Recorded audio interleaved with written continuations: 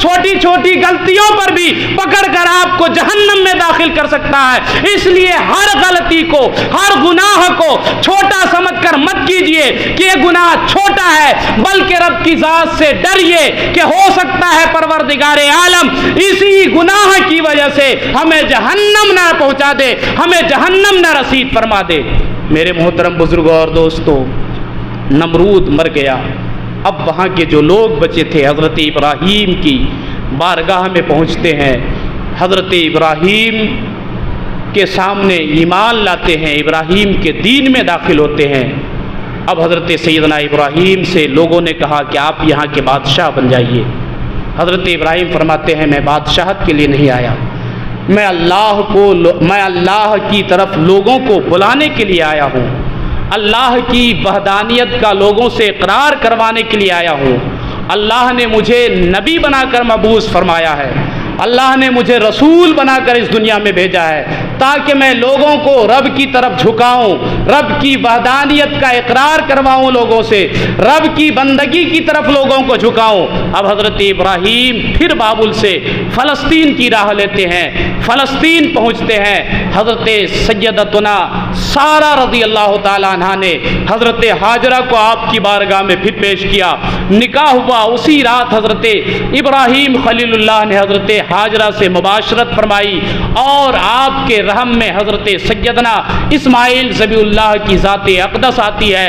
جب حضرت سارہ نے دیکھا کیسا معاملہ ہے، میں پہلی بیوی ہوں لیکن اللہ نے مجھے اولاد کی دولت نہیں دی۔ یہ معاملہ کب ہوتا ہے؟ جب حضرت ابراہیم کی عمر مبارک 90 سال کی ہو جاتی ہے۔ حضرت ابراہیم نے بہت دعائیں کی رب کی بارگاہ میں، بہت منتیں کی، بہت رب کی بارگاہ میں التجائیں کی، گڑ گڑائیں۔ اللہ نے التجاؤں کو قبول کیا۔ 90 سال کی عمر میں حضرت ہاجرہ حمل سے ہوتی ہیں، حضرت سارہ جل بھن جاتی ہے کہ میں پہلی بیوی ہوں۔ حضرت ابراہیم کا پیار زیادہ حضرت ہاجرہ کی طرف ہے۔ غصے میں آ کر حضرت ابراہیم کی بیوی حضرت سارہ نے حضرت ہاجرہ کے ناک اور کان کو چھید دیا تاکہ اس میں عیب پیدا ہو جائے، اس کی خوبصورتی ختم ہو جائے اور ابراہیم میری طرف زیادہ متوجہ ہو۔ لیکن اللہ کا کرم اور اللہ کا کرشمہ دیکھیے کہ جس کی وجہ سے حضرت سارہ نے یہ کام کیا تھا، حضرت سارہ نے یہ کام کرنے کے بعد جب حضرت ہاجرہ کے کان اور ناک چھیدے گئے، اس وقت حضرت ہاجرہ کی خوبصورتی میں اور اضافہ ہو گیا۔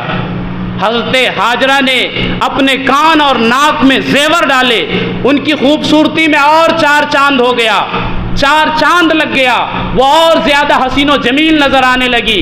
اب حضرت ہاجرہ نے پھر یہ کیا کہ حضرت ہاجرہ کا ختنہ کر دیا۔ اس کے بعد اللہ تبارک و تعالیٰ نے یہ سنت ابراہیمی اور یہ چیزیں امت مسلمہ کے لیے باقی رکھی کہ ہر مرد عورت کے لیے ختنہ سنت ابراہیمی ہے۔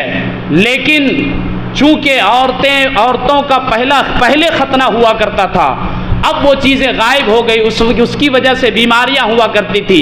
اب چونکہ نبی کونین صلی اللہ تعالی وسلم نے اسے منع فرما دیا تھا، اس لیے عورتوں کا اب ختنہ نہیں ہوتا، ورنہ پہلے عورتوں کا بھی ختنہ ہوا کرتا تھا۔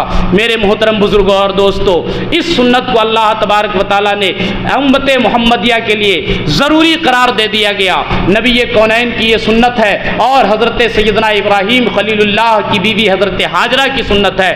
اب حضرت سارہ جل بھن جاتی ہے، دیکھتی ہیں کہ حضرت ابراہیم حضرت ہاجرہ کی طرف زیادہ متوجہ ہیں۔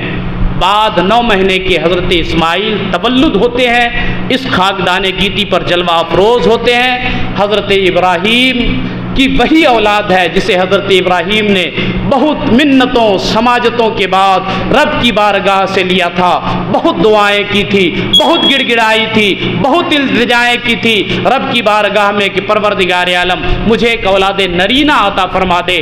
اللہ نے اپنے محبوب اپنے خلیل کی دعاؤں کو اپنی بارگاہ میں قبول کیا۔ حضرت ابراہیم کی نسل میں حضرت ہاجرہ کے وطن اقدس سے حضرت سیدنا اسماعیل ذبیح اللہ اس خاکدان گیتی پر تشریف لاتے ہیں۔ انشاءاللہ آگے کے واقعات آپ کو اگلے جمعہ رکھوں گا۔ اللہ